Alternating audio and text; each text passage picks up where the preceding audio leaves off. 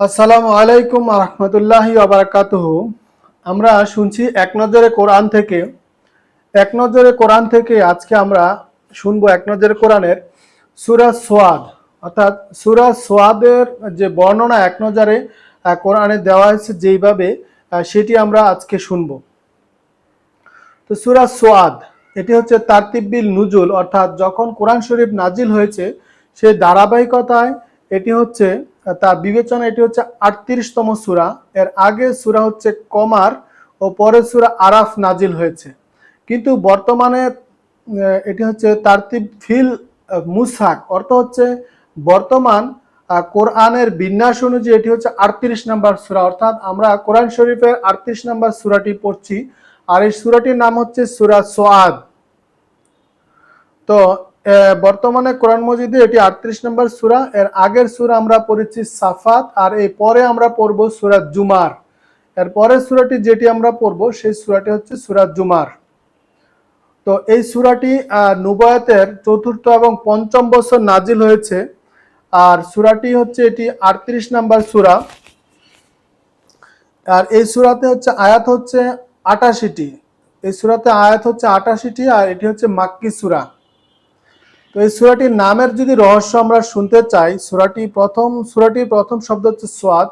আর সোয়াদ, ইয়াসিন, আলিফ লাম মিম, হা মিম, এগুলোকে বলা হয় বিচ্ছিন্ন হরফ, অর্থাৎ ২৯টি সূরার শুরুতে এরকম হরফ পাওয়া যায়। এগুলো একসঙ্গে মিলিয়ে না পড়লে আলাদা আলাদাভাবে পড়তে হয়। এগুলোর অর্থ নিয়ে অনেকে মতানৈক্য রয়েছে। তো শুরুতে থাকা সোয়াদ হরফটি থেকে এই সূরার নাম হচ্ছে সূরা সোয়াদ। তো মেজর থিম হচ্ছে এই সূরাটির, যদি আমরা মেজর থিম অর্থাৎ বিশ্লেষণ, যে মেজর থিমটি রয়েছে, এক নম্বরে হচ্ছে নবীজির মাধ্যমে তাদের উম্মতকে পরীক্ষা এবং মানুষের অহংকার নিয়ে কথা বলা হয়েছে সূরাটি। তো মেজর থিম আমরা মেজর যে তিনটা থিম রয়েছে, এক নম্বর হচ্ছে নবীদের মাধ্যমে তাদের উম্মতকে পরীক্ষা করা হবে। আর দুই নম্বর হচ্ছে মানুষের অহংকার সম্পর্কে। আর দুই নম্বর হচ্ছে আগেকার নবীদের উদাহরণ, পরীক্ষার সময়কাল এবং সারা জীবন এই সম্পর্কে বিস্তারিত তুলে ধরা হয়েছে। আর তিন নম্বর হচ্ছে পরীক্ষায় পাশ করা লোকদের সাথে ফেল করা লোকদের পার্থক্য। এগুলো তিনটা ছিল মেজর থিম।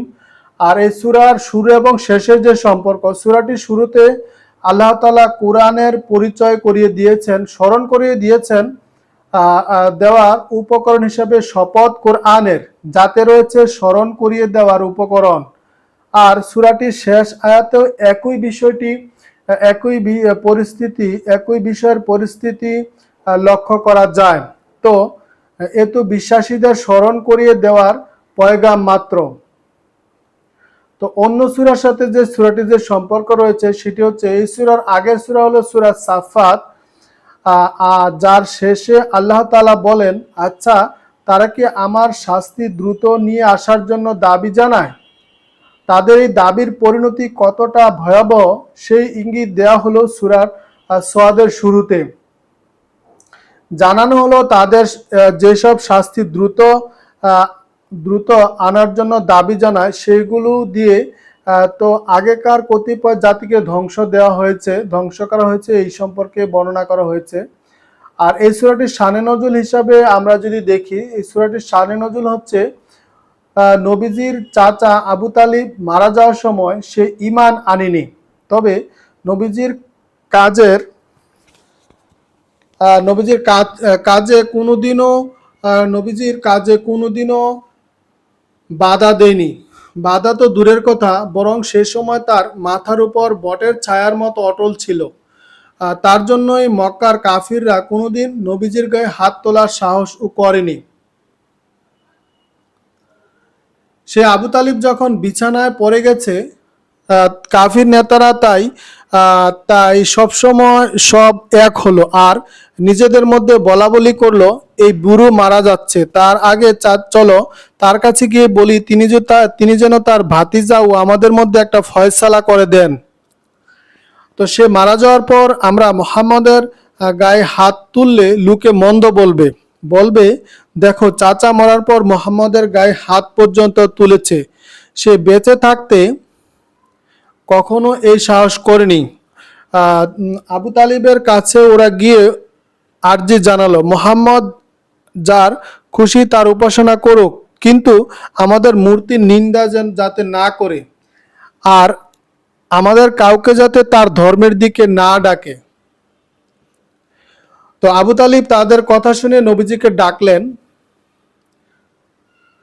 তাকে সবকিছু খুলে বললেন। তখন নবীজি জবাব দিলেন, চাচা আমি তো তাদের এমন এক কালিমার দিকে ডাকছি যেটির মধ্যে তারা গোটা আরবের নেতা হবে।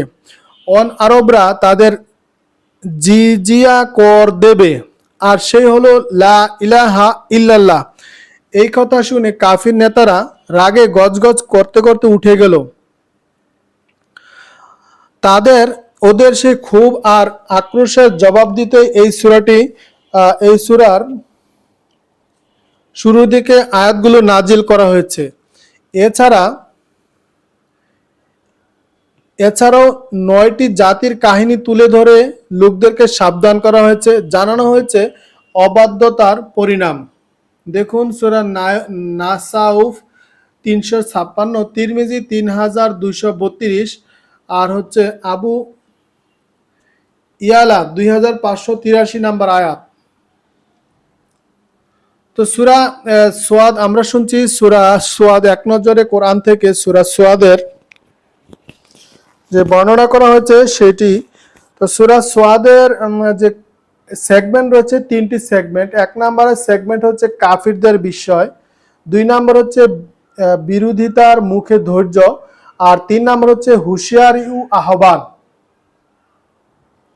তো 1 নম্বরে সূরার শুরুর অংশে দেখানো হয় যে একজন নবী এসেছেন যে তাদের মতো খায় দায় বাজার করে,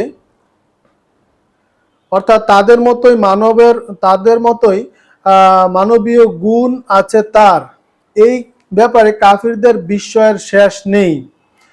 আর বিরোধিতার মুখে ধৈর্য। 2 নম্বর হচ্ছে কাফিরদের নানা রকম বিরোধিতা ও উৎপাত থাকবেই। আল্লাহ এসব ব্যাপারে রাসূল সাল্লাল্লাহু আলাইহি সাল্লামকে ধৈর্য ধরার উপদেশ দিয়েছেন। আর 3 নম্বর হচ্ছে হুঁশিয়ারি ও আহ্বান। সূরার শেষে অংশে অবিশ্বাসীদের প্রতি দেওয়া হয়েছে চরম হুঁশিয়ারি। এছাড়া রাসূলের মাধ্যমে তাদেরকে আহ্বান জানানো হয় দ্বীনের পথে ফিরে আসার। এই সূরাটির ফজিলত, অর্থাৎ কোরআনের যেসব সূরার কলেবর 100 আয়াতের কম, সেই সকল সূরাকে বলা হয় মাসানি। ইনজিলের পরিবর্তে আল্লাহ তাআলা মাসানি সূরাগুলো নবীজিকে উপহার দিয়েছেন। এরকম একটি সূরা হলো সূরা সোয়াদ। কজ অ্যান্ড ইফেক্ট, অর্থাৎ নবীগণের একটি অনন্য গুণ হলো সর্বদা পরকালের স্মরণ রাখা। তাই আমাদেরকেও পরকালের কথা বেশি বেশি স্মরণ করতে হবে। গতিপথ, অর্থাৎ সেন্ট্রাল থিম, এক নজরে কোরআনে সূরা সোয়াদে নবী বিদ্বেষীদের প্রতি সতর্কতা। কাফিরদের জন্মগত একটি স্বভাব হলো গোয়ার্তুমি। শুধু এই গোয়ার্তুমির জেরে তারা রাসূল সাল্লাল্লাহু আলাইহি সাল্লাম ও কোরআনের বিরোধিতা করে গেছে লাগাতারে। আর সূরার শুরুতে তাদের পরিণতির ব্যাপারে সতর্ক করা হয়েছে। 2 নম্বরে দাউদ আলাইহিস সালামের নেতৃত্বের দায়িত্ব। দাউদ আলাইহিস সালামের কাছে একটি নালিশ আসে। ফয়সালা দিতে গিয়ে তিনি টের পেলেন এর মাধ্যমে আসলে আল্লাহ তার পরীক্ষাই নিচ্ছেন। এই ঘটনা আমাদেরকে মনে করিয়ে দেয় নেতৃত্বের সাথে তাদের বিশাল দায়িত্বের বোঝা। 3 নম্বর হচ্ছে সুলাইমান আলাইহিস সালামের কর্তৃত্বের বিনয়। সুলাইমান আলাইহিস সালামকে আল্লাহ তাআলার ব্যাপারে কর্তৃত্ব দিয়েছিলেন। এটি ছিল একটি পরীক্ষা। তবে বিপুল ক্ষমতা পেয়েও তিনি আল্লাহর সামনে বিনয়ে নত ছিলেন। 4 নম্বর হচ্ছে অধ্যবসায়ের পরিণতি। শেষ বিচারের দিন আল্লাহর অধ্যবসায়ীদের শেষ ঠিকানা হবে জাহান্নাম। তাদেরকে দিয়ে জাহান্নাম ভর্তি করা হবে। তো সেন্ট্রাল থিম ছিল নুবুওয়াত ও নেতৃত্বের চ্যালেঞ্জ এবং আল্লাহর অবাধ্যতার পরিণতি সম্পর্কে বর্ণনা করা হয়েছে। তো এই যে সূরাটি শুনলাম, এই সূরাটির যদি আমরা শানে নজুল অর্থাৎ সারমর্ম শুনি, সূরার 1 থেকে 11 নম্বর আয়াতে বলা হয়েছে, 1 থেকে 11 নম্বর আয়াতের সংক্ষিপ্ত হচ্ছে, কোরআনের ব্যাপারে কাফিরদের অবস্থান স্পষ্ট করা হয়েছে, ইসলামকে নিয়ে তাদের বিস্ময়ের শেষ নেই। এই সূরার 12 থেকে 16 নম্বর আয়াতে বলা হয়েছে, অবিশ্বাসীদেরকে স্মরণ করিয়ে দেওয়া হয়েছে, দেখো পূর্বের অবাধ্যদের পরিণতি কেমন হয়েছে। 17 থেকে 26 নম্বর আয়াতে বর্ণনা করা হয়েছে, নবী দাউদ আলাইহিস সালামের ঘটনা বর্ণিত হয়েছে এবং উদাহরণও দেওয়া হয়েছে। 27 থেকে 29 নম্বর আয়াতে বলা হয়েছে, মহাবিশ্ব সৃষ্টির পেছনে আল্লাহর গভীর জ্ঞান বা হিকমার কথা বর্ণনা করা হয়েছে। 30 থেকে 44 নম্বর আয়াতে বর্ণনা করা হয়েছে, সুলাইমান আলাইহিস সালাম ও আইয়ুব আলাইহিস সালামের কাহিনী বর্ণনা করা হয়েছে। আর 44 থেকে 54 নম্বর 45 থেকে 54 নম্বর আয়াতে সারমর্ম হচ্ছে, নবী ইসমাইল আলাইহিস সালাম ও তার বংশধরদের আলোচনায় উঠে এসেছে এইখানে। আর 55 থেকে 64 নম্বর আলোচনা করা হয়েছে, অবাধ্য ও পাপীর জন্য যেসব শাস্তি রাখা আছে সেসবের বর্ণনা করা হয়েছে।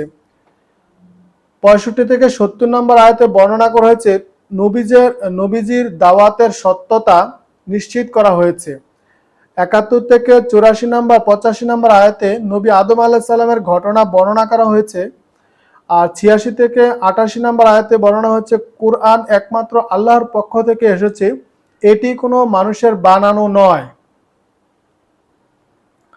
তো আমরা শুনছি এক নজরে কোরআন থেকে সূরা সোয়াদ এক নজরে কোরআনের যে কেস স্টাডি রয়েছে, অর্থাৎ আমাদের যে কেস স্টাডি বা শিখতে হবে যেগুলো, আল্লাহ তাআলা আমাদেরকে একটি স্মরণ রাখার বিষয় জানিয়ে দিচ্ছেন এই সূরায়। সেই স্মরণ রাখার বিষয়টি হলো, যারা আল্লাহর অবাধ্যতা থেকে নিজেকে বাঁচিয়ে রাখে তাদের জন্য আছে সুন্দর ঠিকানা এবং স্থায়ী আনন্দের জান্নাত। এরপর সেই জাতি কি নাজ নিয়ামত থাকবে সেগুলোর বিবরণ ও আল্লাহ তুলে ধরলেন।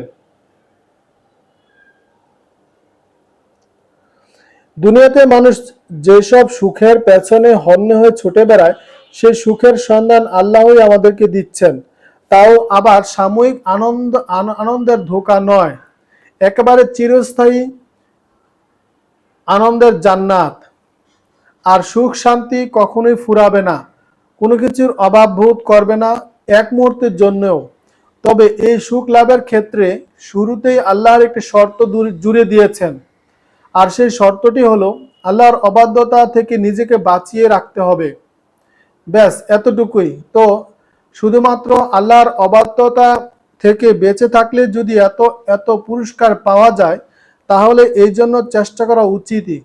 সামান্য কয়টা দিন একটু ভালো থাকতে গিয়ে আল্লাহর অবাধ্য হওয়া বোকামি ছাড়া আর কি হতে পারে।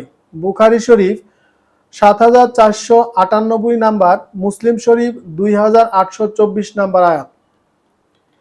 রিফ্লেকশন বা তাদাব্বুর, রিফ্লেকশন হচ্ছে, এটি বরকতময় কিতাব যা আমি তোমার কাছে নাজিল করেছি, যাতে এর বার্তাগুলো নিয়ে মানুষের গভীরভাবে চিন্তা ভাবনা করে এবং বিবেকবান লোকেরা সেগুলো স্মরণ রাখে। সূরার 29 নম্বর আয়াত থেকে আমরা জানতে পারি, কোরআন নাজিলের একটি উদ্দেশ্য হলো এর বার্তাগুলো নিয়ে গভীরভাবে চিন্তা ভাবনা করা এবং স্মরণ রাখা।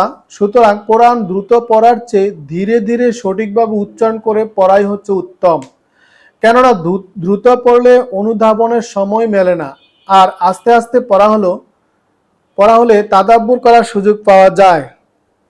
অথচ কত দ্রুত পড়া যায় আমরা সেই চিন্তায় থাকি। মনে রাখবেন, আল্লাহ রাসূল সাল্লাল্লাহু আলাইহি সাল্লাম বলেন, সর্বোত্তম জিকির হলো কোরআন তিলাওয়াত, এর চেয়ে উত্তম জিকির আর নেই। এটা বলা হচ্ছে মুনাবি ও ফাইজুল কাদির 1305 নম্বরে, আর ইবনু কাসির 6418 নম্বরে। কাফিররা জাহান্নামে যাওয়ার পর বলবে, আমাদের কি হলো? দুনিয়া আমরা যাদেরকে খারাপ লোক হিসেবে গণ্য করতাম সেসব লোককে জাহান্নামে দেখছি না কেন? এটি কি সূরার ৬২ নম্বর আয়াত।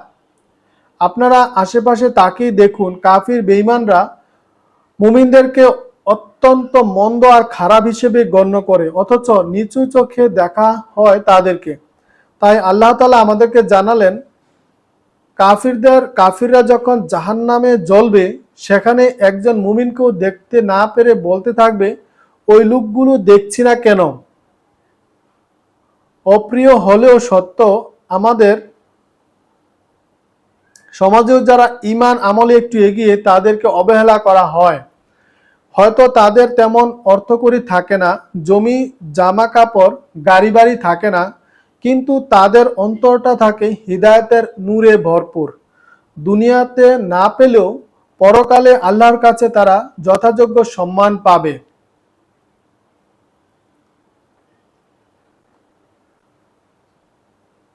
এটা হচ্ছে তাবারি তাফসির 15-224 নম্বর আয়াত। তো ইনশাল্লাহ আমরা এর পরে যে সূরাটি পড়ব, সূরা জুমার। তো এই সূরা থেকে যে আমরা সূরা সোয়াদ, আমরা সূরা সোয়াদটি শেষ হলো। এক নজরে কোরআনে আসলে খুব সুন্দরভাবে সূরাগুলোকে বর্ণনা করা হয়েছে, যেন আমরা এটি পড়ে তারপর যদি আমরা কোরআন শরীফটা পড়ি, তাহলে কিন্তু আমাদের বুঝতে সহজ হবে যে কোন ওই সূরার কত নম্বর আয়াতে বা কত থেকে কত নম্বর আয়াতের সারমর্ম এবং সারনজুলগুলো কি। তো এইখানে কিন্তু বিস্তারিত যদিও নাই, সেজন্য আমাদেরকে কোরআনের সূরাগুলো আমাদেরকে অবশ্যই বিস্তারিত পড়তে হবে, তাহলে বিস্তারিত জানা যাবে। তো আল কোরআনের সূরার বিস্তারিত অডিও কিন্তু আমার এই চ্যানেলে বা রয়েছে, তো আপনারা সেখান থেকে দেখে নিতে পারেন। তো এই সূরা থেকে আমরা যা কিছু শুনলাম, বুঝলাম এবং সে অনুযায়ী যেন আমরা আমল করতে পারি, সেটি হচ্ছে বড় বিষয়। তো আমরা যেন আমল করতে পারি, আল্লাহ যেন আমাদের সকলকে সেই তৌফিক দান করে। আমিন। ওয়া আখিরু দাওয়ানা আলহামদুলিল্লাহি রাব্বিল আলামিন। আসসালামু আলাইকুম ওয়া রাহমাতুল্লাহি ওয়া বারাকাতুহু।